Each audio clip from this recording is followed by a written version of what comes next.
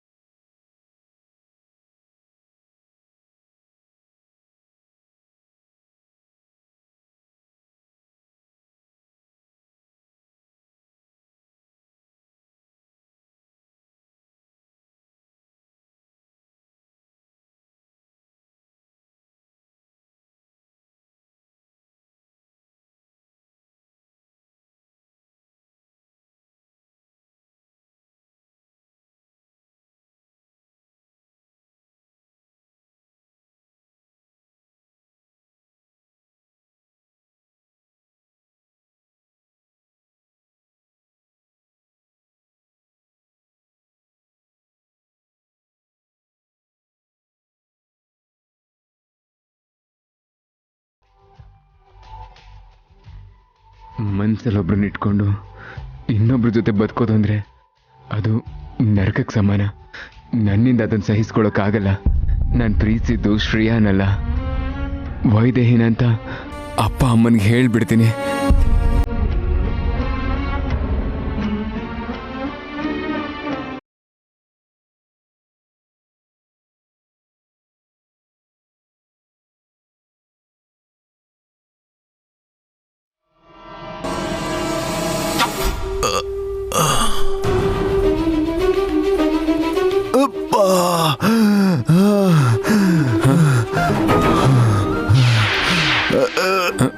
ಅಪ್ಪ ಅಪ್ಪ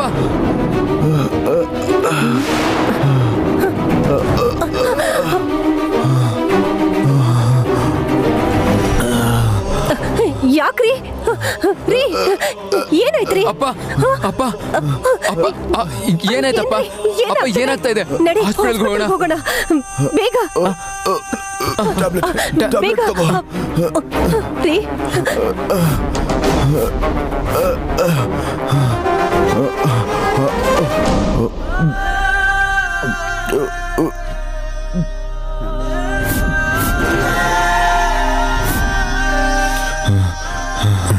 ಅಪ್ಪ ರಿಲ್ಯಾಕ್ಸ್.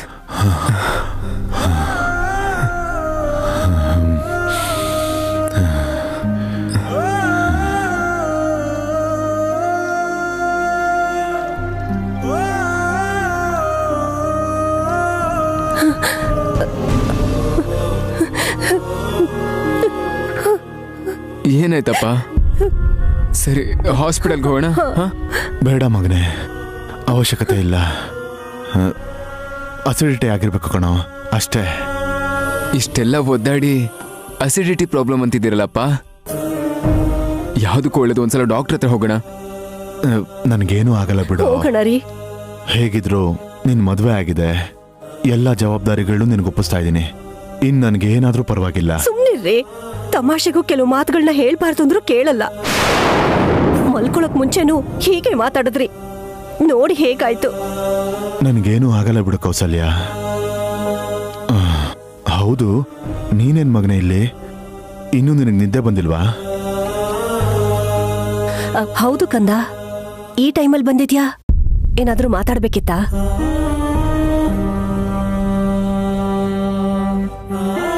ಇಂಥ ಪರಿಸ್ಥಿತಿಲಿ ಅಪ್ಪನಿಗೆ ವಿಷಯ ಹೇಳೋದು ಅಷ್ಟು ಒಳ್ಳೇದಲ್ಲ. ಅಪ್ಪ ಸ್ವಲ್ಪ ಸುಧಾರಿಸ್ಕೊಂಡ್ಮೇಲೆ ಹೇಳ್ತೀನಿ. ಮಾತಾಡೋಂಥದ್ದೇನಿಲ್ಲ ಅಮ್ಮ. ನೀರು ಕುಡಿಯೋಣ ಅಂತ ಕೆಳಗೆ ಹೋಗ್ತಿದ್ದೆ. ಆಗ ಅಪ್ಪ ಎದೇನೋ ಅಂತಿರೋದನ್ನ ನೋಡಿ ಒಳಗೆ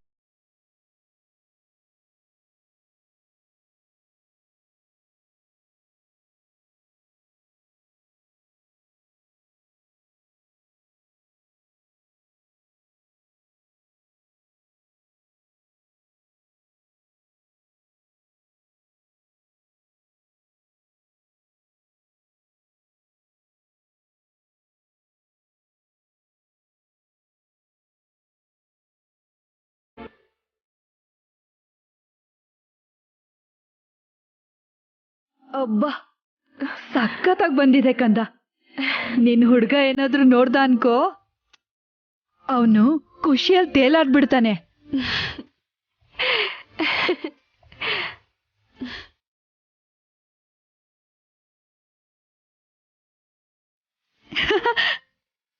ಇವತ್ತಿಂದ ನೀನ್ ಇಷ್ಟಪಟ್ಟ ಹುಡ್ಗ ಯಾವಾಗ್ಲೂ ನಿನ್ ಜೊತೆನೇ ಇದ್ದಂಗ್ ಕಂದ. ಹಾ, ಚೆನ್ನಾಗಿರು ಕಂದ. ನಾನಿನ್ ಬರ್ತೀನಿ. ಇಲ್ ನೋಡು, ಇವತ್ ರಾತ್ರಿ ನೀನ್ ಇಲ್ಲೇ ಉಳ್ಕೋ. ನಾನ್ ಹೇಳಿದ್ನಲ್ಲ, ಆ ದೇವ್ರೇ ನಿನ್ ಕಷ್ಟನೆಲ್ಲ ಪಾರ್ ಮಾಡ್ತಾನೆ. ನೀನ್ ಸೇರ್ಬೇಕಾದ ಜಾಗಕ್ಕೆ ಸೇರಿಸ್ತಾನೆ. ಬರ್ತೀನಿ ಕಂದ. ಹಾ, ಹುಷಾರು.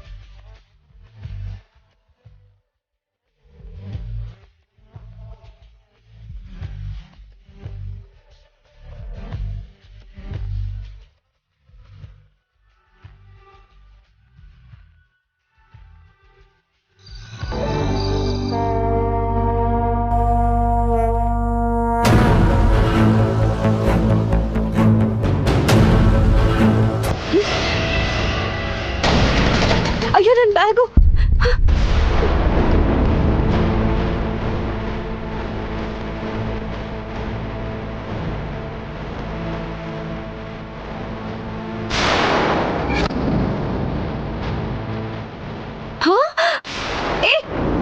ಕಳ್ಳ ಕಳ್ಳ ಕಳ್ಳ ಕಳ್ಳ.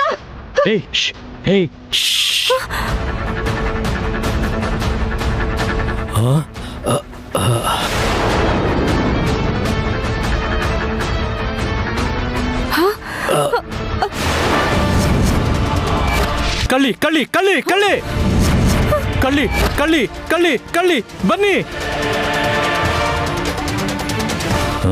ಅಯ್ಯೋಯ್ಯೋ, ಕಳ್ಳಿ ಕಳ್ಳಿ ಯಾರಾದ್ರೂ ಇದ್ದೀರಾ? ಬನ್ನಿ. ಕಳ್ಳಿ ಕಳ್ಳಿ ಕಳ್ಳಿ ಕಳ್ಳಿ ಯಾರಾದ್ರೂ ಬೇಗ ಬನ್ನಿ, ಓಡೋಗ್ತಾಳೆ.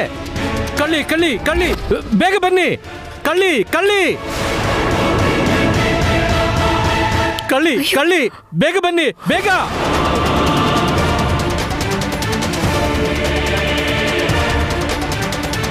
ಏನಾಯ್ತು ಏನಾಯ್ತು ಏನಾಯ್ತು ಅಂತಿರಲ್ಲ? ಕಳ್ಳಿ ಕಳ್ಳಿ ಯಾರು ಕಳ್ತನ ಮಾಡಿದ್ದು? ಯಾರು ಅಲ್ಲ, ಇಲ್ಲೇ ನಿಂತಿದ್ದಾಳಲ್ಲ ನೋಡಿ. ಇವಳು ದೇವ್ರ ಒಡವೆನ ಕದ್ಕೊಂಡು ಹೋಗ್ತಾ ಇದ್ಲು, ನಾನೇ ಹಿಡ್ಕೊಂಡೆ. ನನ್ ಮಾತನ್ನ ನಂಬಿ ಅವರೇ ಕಳ್ತನ ಮಾಡಿ ನನ್ ಮೇಲೆ ಹಾಕ್ತಾ ಇದ್ದಾರೆ. ಏಯ್, ಏನ್ ಮಾತಾಡ್ತಿದ್ಯಾ? ನಾನ್ ಕಳ್ತನ ಮಾಡಿದ್ರೆ ನಿನ್ ಕೈಲಿ ಯಾಕೆ ಒಡವೆಗಳಿರುತ್ತೆ ಹೇಳು? ನಿನ್ನ ಹೌದಮ್ಮ, ನಿನ್ ಕೈಯಲ್ಲಿ ಒಡವೆ ಹೇಗೆ ಬಂತು? ಏನ್ ನಡೀತಮ್ಮ? ಈ ಹುಡುಗಿ ಕಳ್ತನ ಮಾಡ್ಕೊಂಡು ಹೋಗ್ತಿದ್ಲು, ನಾನೇ ಹಿಡ್ಕೊಂಡೆ.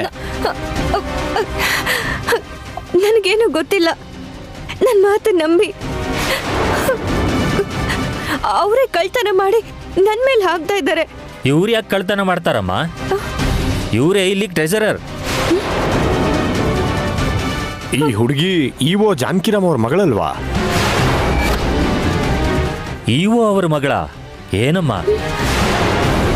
ಇಒ ಅವ್ರ ಮಗಳಾಗಿ ಈ ತರ ಮಾಡ್ದಿಯಲ್ಲಮ್ಮ? ಆ ದೇವ್ರ ಮೇಲೆ ಪ್ರಮಾಣ ಮಾಡಿ ಹೇಳ್ತಾ ಇದ್ದೀನಿ, ನನಗೇನು ಗೊತ್ತಿಲ್ಲ. ಕಳ್ತನ ಮಾಡೋರ್ಗೆ ದೇವ್ರ ಮೇಲೆ ಪ್ರಮಾಣ ಮಾಡೋದು ಅಂತ ದೊಡ್ಡ ವಿಷಯ ಏನಲ್ಲ. ಮೊದಲು ಜಾನಕಿರಾಮ್ ಅವ್ರಿಗೆ ಫೋನ್ ಮಾಡಿ. ಬೇಡ, ಅಪ್ಪನಿಗೆ ಮಾತ್ರ ಫೋನ್ ಮಾಡಬೇಡಿ. ನಾನು ಕಳ್ತನ ಮಾಡಿಲ್ಲ, ನನ್ನ ಮಾತು ನಂಬಿ. ನೋಡಿದ್ರ ಅಪ್ಪನ್ ಕರೆಸ್ತೀವಿ ಎಂದಿದ್ದಕ್ಕೆ ಹೆದರ್ತಾ ಇದ್ದಾಳೆ. ಹಂಗಂದ್ರೆ ಇವಳೇ ಕಳ್ಳಿತಾನೆ. ಇರಿ, ಫೋನ್ ಮಾಡ್ತೀನಿ. ಹೇಗೆ ಫೋನ್ ಮಾಡಿ? ಮೊದಲು ಮಾಡಿ. ಬೇಡ, ನಿಮ್ಮ ಕೈ ಮುಗಿತೀನಿ. ಅಯ್ಯೋ ಅಯ್ಯೋ,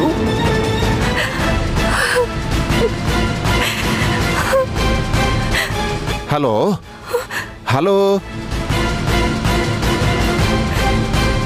ಯಾಕೋ ಫೋನ್ ಸಿಗ್ತಾ ಇಲ್ಲ ರೀ. ಇಲ್ಲಿ ನಿಯಮದ ಪ್ರಕಾರ ಕಳ್ತನ ಮಾಡಿದವ್ರನ್ನ ಧರ್ಮದರ್ಶಿಗಳು ಬಂದು ತೀರ್ಮಾನ ಕೊಡೋವರೆಗೂ ಕಟ್ಟ ಹಾಕ್ಬೇಕು. ಕೊಡಮ್ಮ, ಅದನ್ನ ಕೊಡಮ್ಮ. ಕೊಡಮ್ಮ ಇಲ್ಲಿ ನೋಡ್ರಿ. ಹೊಡಿಯಮ್ಮ, ಬಾರಮ್ಮ, ಬಾಮ್ಮ, ನಡಿಯಮ್ಮ, ನಡಿ. ನನ್ನನ್ನು ಬಿಟ್ಬಿಡಿ.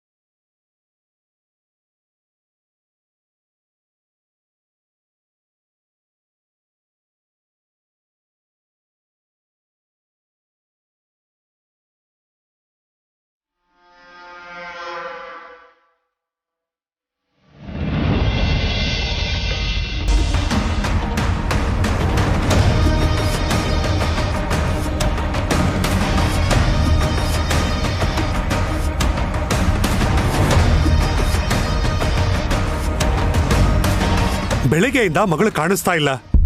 ಎಲ್ಲಿ ಹೋದ್ಲು ಅಂತ ಕೇಳಿದ್ರೆ ಸುಮ್ಮನೆ ಇದ್ದೀರಾ? ಏನಾಯ್ತು?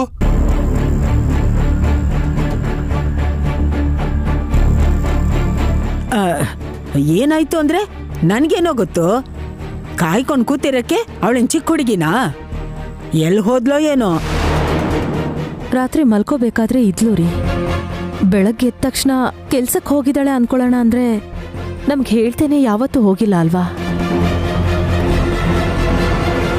ಅಪ್ಪ ಅಪ್ಪ, ಅಕ್ಕ ಮನೆ ಬಿಟ್ಟು ಹೊಟ್ಟೋಗಿದ್ದಾಳಪ್ಪ.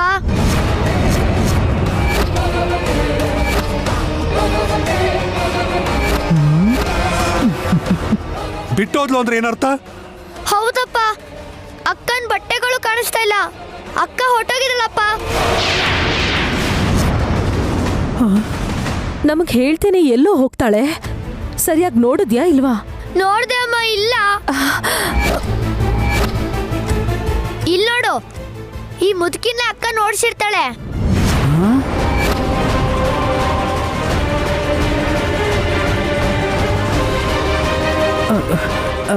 ಏನೋ ಮಾತಾಡ್ತಿದ್ಯಾ? ನಾನ್ ಯಾಕೆ ಅವಳನ್ನ ಕಳಿಸ್ಲಿ? ಹೌದು, ನೀನೇ ಏನೋ ಅಂದಿರ್ತೀಯ. ನೀನ್ ಅಕ್ಕಂಗೆ ಯಾವಾಗ್ಲೂ ಏನಾರು ಅಂದೋ ಅಭ್ಯಾಸನೇ ಅಲ್ವಾ?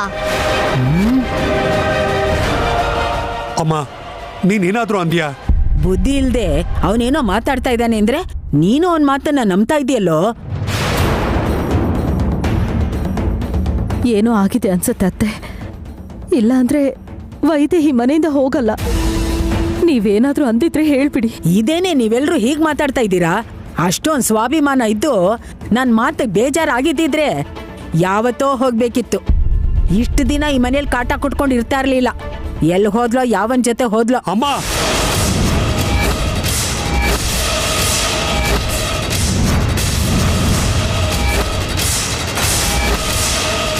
ಅವಳು ನನ್ನ ಮಗಳು. ನನ್ನ ಮಗಳ ಬಗ್ಗೆ ಕೆಟ್ಟದಾಗ ಮಾತಾಡ್ಬೇಡ.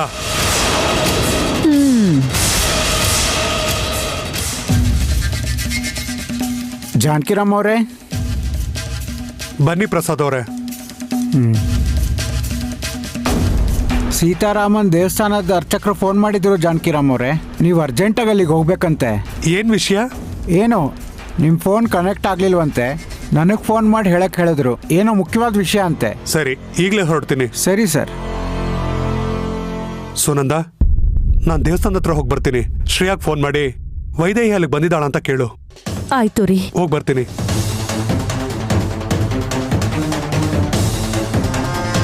ಅವಳ ಮನೆ ಹೊಸಲು ತೊಳಿಬಾರ್ದು ಅಂತ ನಮ್ಮನಿಂದ ಒದ್ದೋಡಿಸಿದ್ದೀನಿ. ಅವಳು ಯಾಕೋ ಅಲ್ಲಿಗೆ ಹೋಗ್ತಾಳೆ? ಎಷ್ಟೇ ಹುಡುಕಿದ್ರು ಆ ವೈದೇಹಿ ಮಾತ್ರ ನಿಮಗೆ ಸಿಗಲ್ಲ. ಇನ್ನು ಎಷ್ಟೊತ್ತು ಪುರೋಹಿತರೆ? ಜಾನಕಿರಾಮ್ ಅವರಿಗೆ, ದಶರಥ ರಾಮ್ ಅವರಿಗೆ ಹೇಳ್ ಕಳ್ಸಿದೀವಿ, ಬಂದ್ಬಿಡ್ತಾರೆ.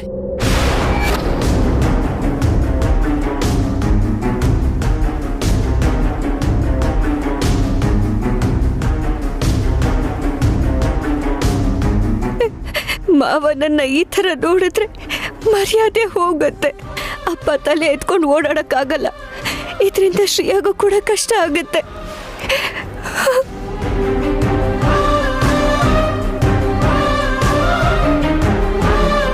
ರಾಮ, ನನ್ನ ಆಸೆಗಳನ್ನೆಲ್ಲ ಮರೆತು ಊರ್ ಬಿಟ್ಟು ಹೋಗ್ತಾ ಇದ್ದೆ. ನನ್ನ ತಲೆಯಲ್ಲಿ ಬೇರೆ ಏನೂ ಇರಲಿಲ್ಲ. ನನಗೆ ಬರೀ ಅಪ್ಪನ ಬಗ್ಗೆ ಮಾತ್ರ ಚಿಂತೆ ಇತ್ತು. ಅವ್ರ ಮರ್ಯಾದೆನ ಕಾಪಾಡೋದಕ್ಕೋಸ್ಕರ ಆದ್ರೂ ನಾನು ನಿರ್ದೋಷಿ ಅನ್ನೋದನ್ನ ನೀನು ನಿರೂಪಿಸ್ಬೇಕು.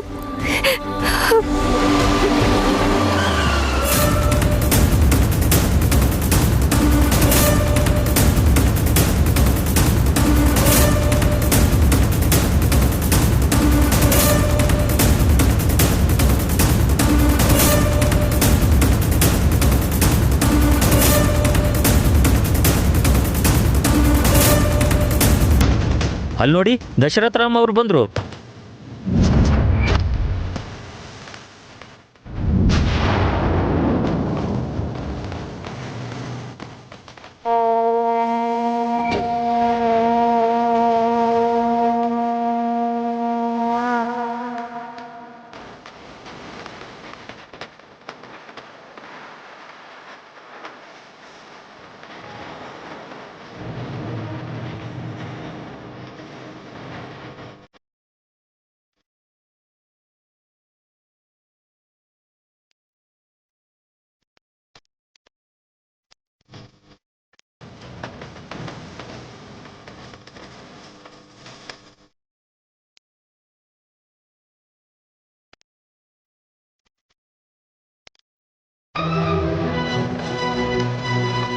ಏನಾಯ್ತು ಪುರೋಹಿತರೆ?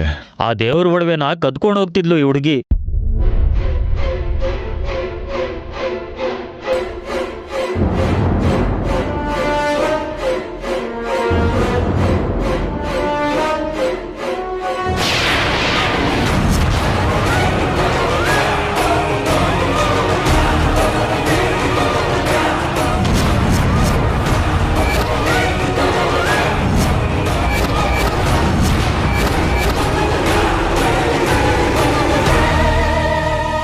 ಹುಡುಗಿ ಕಳ್ತನ ಮಾಡಿದಾಳ ಪುರೋಹಿತರೆ.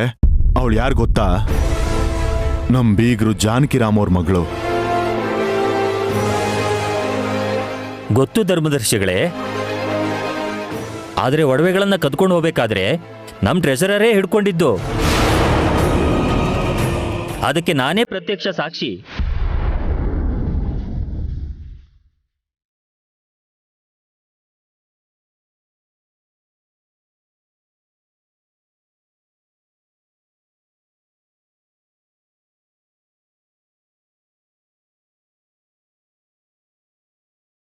ಬೀಗ್ರೆ ಏನಾಯ್ತು?